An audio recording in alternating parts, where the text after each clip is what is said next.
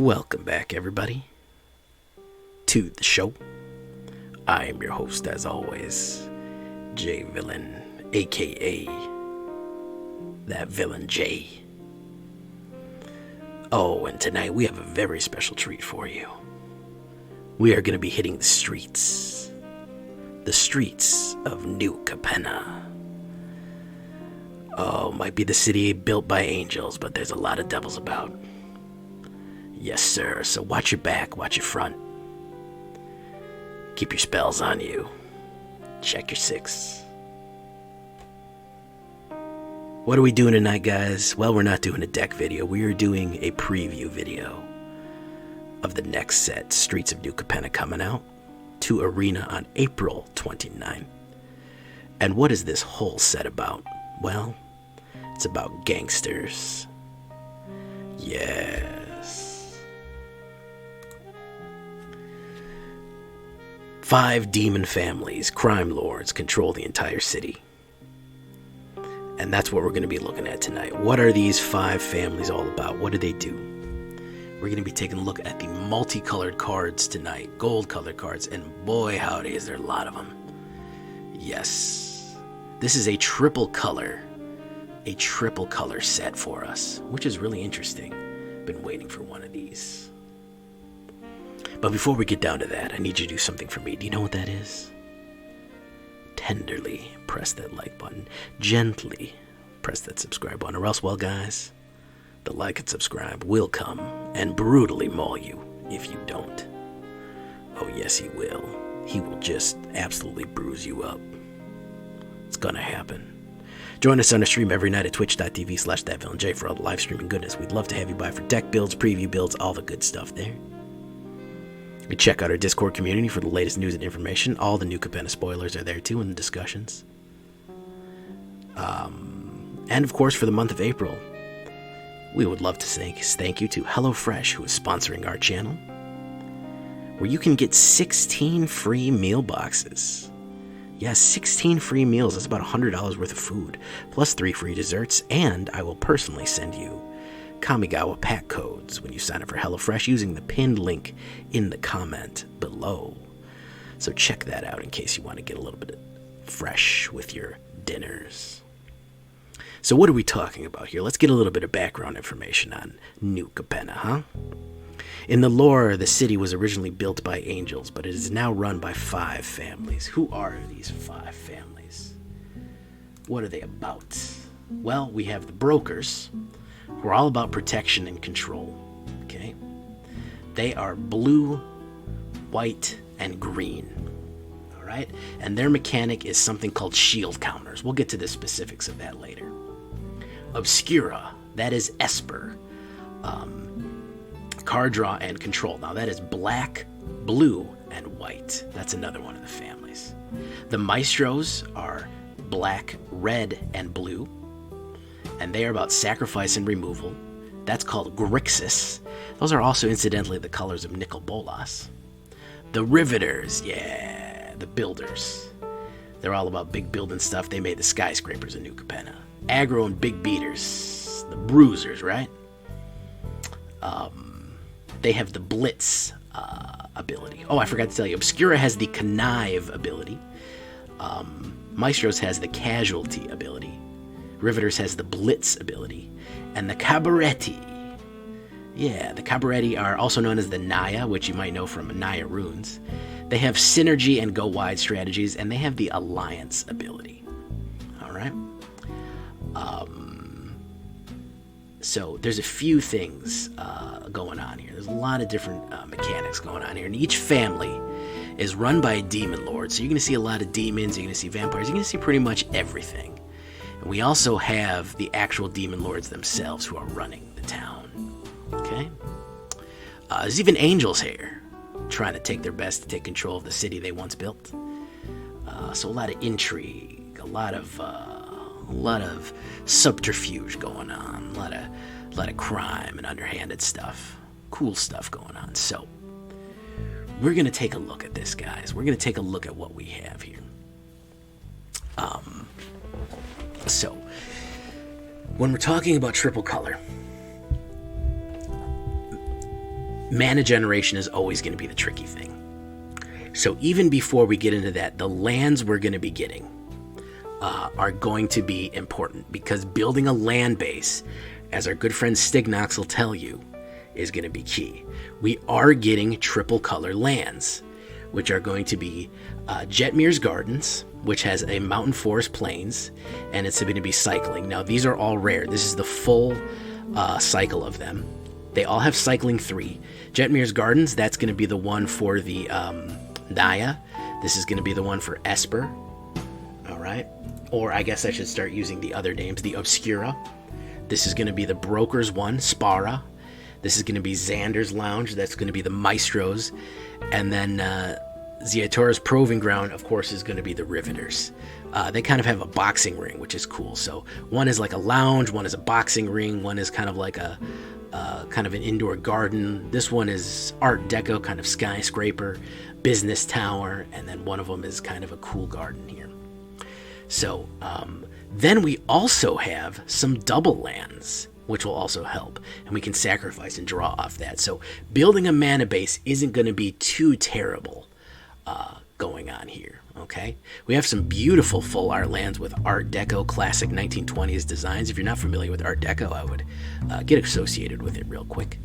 Now, the problem that I think a lot of people are going to say is, what's going on here is I got a lot of rares to build these up. Yeah, maybe don't start with a triple color right away. You don't have to start with a triple color right away. You really don't.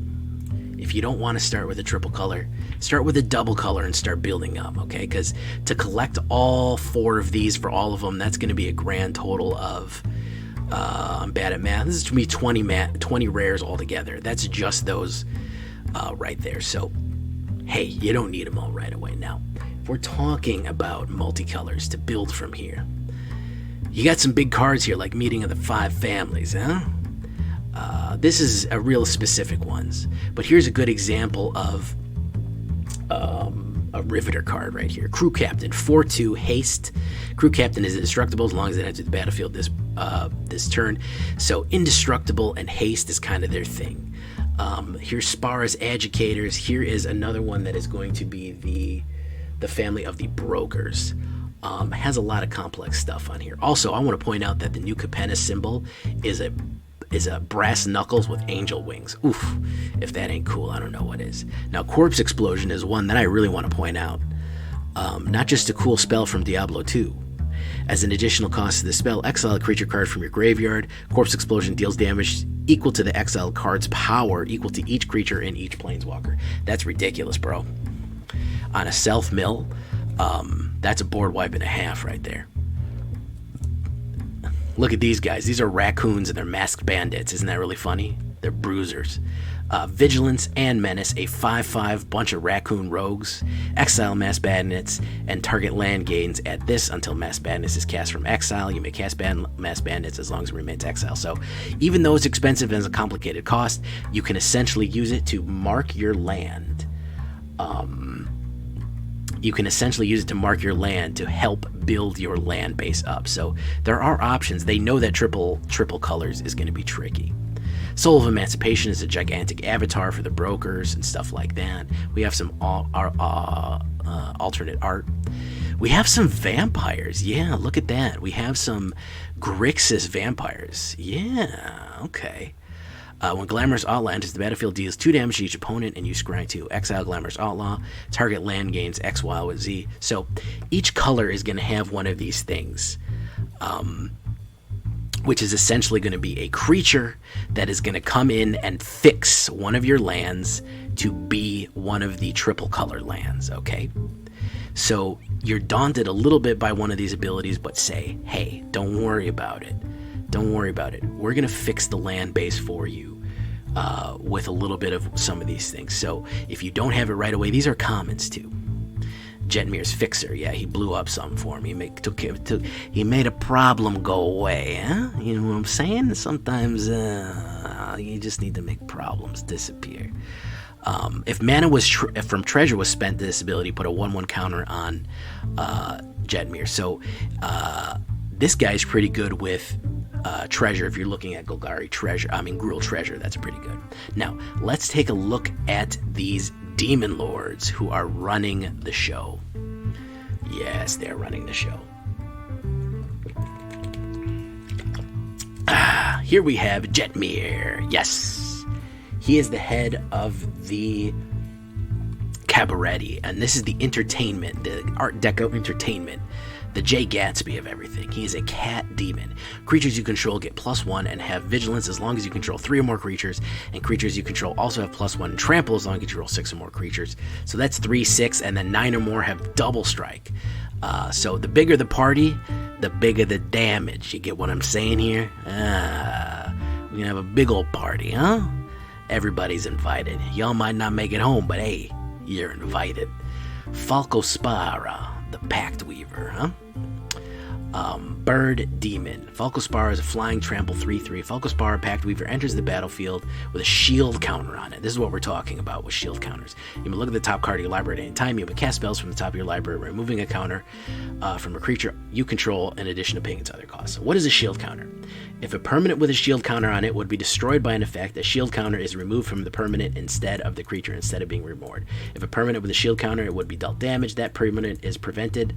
That damage is prevented, a shield counter is removed from that permanent. So, guys, guess what? You don't want board wipes anymore? You don't want to get hit with that removal? Shield counters, bro. Huh? I was wearing a vest, so you better have double tapped me, huh? I thought I killed you. Had a shield counter on. You better make sure next time you mug. See? So, if you want to run protection, shield counters are quite the interesting mechanic. If all the creatures on that board have shield counters, and we do destroy all creatures, guess what? They're not going anywhere. Looks like we got something to slow down that board wipe tribal, don't we? Lord Xander, the Collector. I already see him as being a problem. Look at this guy. Vampire, Demon, Noble. When Lord Xander, the Collector, enters the battlefield, target opponent discards half the cards in their hand, rounded down. When he attacks, defending player mills half their library, rounded down. When he dies, target opponent sacrifices half non-land permanents they control, rounded down. So, yeah. Milling half your library, yay. And I know what they're going to say to me. They're going to say, oh, but he's a really complicated casting cost. I won't worry about that. Hey, and look, it's Obnixilis, the adversary. He's got a nice pinstripe suit here. He's bossing up, you know what I mean? Casualty X. You can pay this. Isn't a legendary and a starting loyalty of X. As you cast the spell, sacrifice a creature with X. When you do, copy it, blah, blah, blah, blah, blah. Each opponent loses 2 life and discard a card. If you control demon or devil token, you gain life. Create a 1/1 devil token. Whenever a creature dies, deals 1 damage. Target player draws 7 cards and loses 7 life. So still doing his pact thing. Yeah. Oh, yeah. As people were saying, cheating this guy onto the board early is going to be probably a big thing. We have Ruffian. He's not a crime boss. He's just kind of an own independent guy here. Obnixilis. Ruffian, the Scheming Seer. Sphinx Demon. Flying in Ward 1. Whenever you attack, target attacking creature connives X, where X is the number of attacking creatures. Draw X cards, then discard X cards. Put +1 counter on that creature for each non-land card discarded that way. So it is a crazy way of putting counters on things and drawing and putting down things. And of course we have Zaitora the Incinerator, a demon dragon. It's finally here, guys. They did it. I think there's been one before, but this is probably the first one in a while. At the beginning of your end step, you may sacrifice another creature. Whenever you do, Zaitora the Incinerator deals damage equal to that creature's power to any target you create. Any creature. To any target creature, and you create 3 treasure tokens. So running a Jund Sacrifice, or rather a Riveter's Sacrifice deck, is going to be absolutely brutal. If you're just running Sacrifice after Sacrifice, deals damage to creatures with power, and you create treasure tokens, unbelievably good. Bird Assassins, Black Market Tycoons. We're going to have kind of the 2-color lower level guys that are going to be available throughout the whole thing. So watch out for those, because anytime you're going to have triple color support, you're always going to have combinations in the double color. So you might be able to build a whole Cabreti deck if you want to build a Holcomb Ready deck, you could build a Holcomb Ready Gruul, or you could build a Holcomb Ready Boros, or you could build a Holcomb Ready Selesnya. You kind of have the flexibility in that color scheme to really kind of combine however you want. You know what I mean here? So he'll go in a Gruul, even though he could be a Riveter. He could be just a Riveter here. And then you could even combine it. You could combine Broker stuff and Riveter stuff and Maestro stuff and really build up your own little, a little gang of thieves to just, do our thing. You know what I see? Our own little thing. So now we have the Ascendancy cycle of cards. We're going to take a look at these. Here's Broker's Ascendancy. We had these in the school kind of thing. It was commands, if you remember, and they still get used every now and again, the Strixhaven commands. At the beginning of your end step, put a 1/1 counter on each creature you control and a loyalty counter on each planeswalker. So Broker Ascendancy is all about loyalty, It's about friendship. So everything kind of gets bonded together. Cabreti's all about that big party. At the beginning of your upkeep, look at the top card of your library. If it's a creature or planeswalker, you may reveal it and put it in your hand. If you don't put the card in the put the card in your hand, you may put it in the bottom of your library. You reveal and put it in your hand. If you don't put the card into your hand, if you don't put the card in your hand, you may put it on the bottom of your library. So basically, it's an enchantment that just lets you let the good times rolling, as it were. Prime MTG, I happen to disagree with you severely good. I really like this set. Then we also have Maestro's Ascendancy. Once during each of your turns, you may cast an instant or sorcery spell from your graveyard, sacrificing a creature in addition to paying its other costs. If a spell was cast this way, we'd put in graveyard, exile it instead. And of course, Obscura Ascendancy. Whenever you cast a spell, if its mana value is equal to 1 plus the number of soul counters on Obscura Ascendancy, put a soul counter on it, and then create a 2/2 white spirit token with flying. As long as there are 5 or more spirit tokens, spirits you control get +3/+3. So, hello, spirits. Listen, spirits have gotten a support in both. Spirits have gotten support in Kaldheim, Strixhaven. I don't really think they got much in Dungeons & Dragons, but they got boosted in Kaldheim, they got boosted in Strixhaven, they got boosted in both Innistrades, they got big boosts in Kamigawa, and they're getting boosts from Obscura. So, Obscura, we are not seeing the end of spirits here, man. And then the Riveter's Ascendancy. Whenever you sacrifice a creature, your main target creature with lesser mana value from your graveyard to the battlefield tap. Do this only once each turn. Really interesting. I wonder how this is going to go with stuff like Hero's Pyre, I think with something like Hero's Pyre, whenever you sacrifice a creature, mana lesser value, you get a greater value creature and a lesser value creature. So what if we did something like a Gruul kind of, a Jund Hero's Pyre type of crazy thing here, with a tribal deck here, Maybe some sort of, we could get into some jank there. So there's Hostile Takeover. Okay. Up to one target creature has base power and toughness of 1/1. Up to one target creature has a base power of 4/4. Then Hostile Takeover deals 3 damage to each creature. It had been 1,000 years since his last conquest. Very nice. So pretty cool stuff here. Void Ren. This spell can't be countered. Destroy target non-land permanent. I think we're going to see a lot of that. Here's another Envoy. We have a few Envoys here that are going to be kind of the workers of the muscle men, the button men, they take care of problems, the fixers, right, of the different things. So we're going to see that. Now here are also the charms. Okay, so there's going to be a charm for each of the families, of the 5 families. We're going to have the Broker's Charm, which of course is going to be going with the Brokers. Target creature gets +1 to the end of turn. It deals damage equal to power equal to planeswalker and opponent controls. Destroy target enchantment or draw 2 cards. Cabaretti Charm deals damage to the number of creatures you control, creature or planeswalker. Creatures you control get +1 and trample, or create 2 1/1 green and white citizens. If we want to keep looking at the charms, Maestro's Charm. I actually really like this one. Each opponent loses 3 life and you gain 3 life. Look at the 5 cards of of your library. Put one of those cards in your hand and the rest in your graveyard. And then, of course, 5 damage to target creature, planeswalker. That's pretty good, dude. That's not bad. Obscure Charge, return target multicolored permanent with a mana value of 3 or less from your graveyard to the battlefield tapped. Counter target instant or sorcery spell. Destroy target planeswalker with a mana target creature planeswalker with a mana value 3 or less. So pretty interesting stuff there. And there's Riveter's Charm. Target opponent sacrifice a creature with they control with the highest mana value.